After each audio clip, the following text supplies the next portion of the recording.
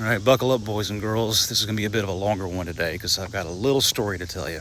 This ADHD dysregulation is a sneaky little bitch.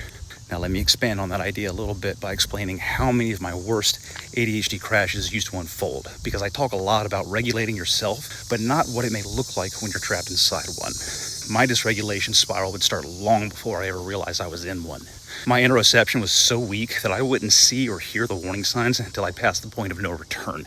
And what that looked like from the outside would be me on a couch, not moving, every muscle in my body locked up, no sleep the night before, almost no food for the last 24 hours, no music, no TV, because the external noise only amplified the incessant screaming and constant voice in my head telling me that I was a complete and total fuck up and failure and that this would never change.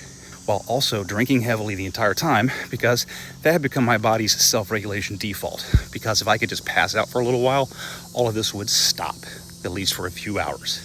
And this could go on for a day, a week, or even months. These times would also make me unreliable to my family, the business I was trying to build, and anything else in my life where I could have been a positive force. And the worst part, way worse than all that other shit, was that I was completely aware of my state, how I was failing as a husband, a father, and a business partner. I knew how it looked to others on the outside, I knew I was letting everyone down, and I knew that remaining like this would eventually destroy all of these things. And yet, I could not pull myself out of it. Knowing the cost of all of those things still didn't give me the strength to get up off the couch, go for a 10-minute walk, take a cold shower, drink some water, or eat something. No, I was a monument of self-loathing, and the only thing I could do was hold on for dear life until it slowly released its grip enough on me that I could start to claw myself out of that dark fucking hole. And looking back now, I can trace the patterns and the signs and the lack of self-care back into the few days, weeks, or months leading up to one of these episodes. So I started reverse engineering those processes. And I only did it out of sheer desperation because my life got to a point to where I didn't believe I could survive another episode.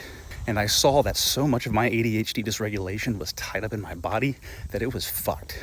And I'm not saying that everything suddenly got better after I started working on these small physiological gaps.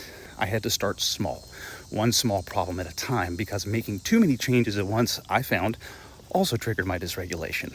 But it is possible to right the ship. It is not a death sentence. It just takes effort, time, and hitting that fucking wall. Take care, guys. Don't forget to eat today.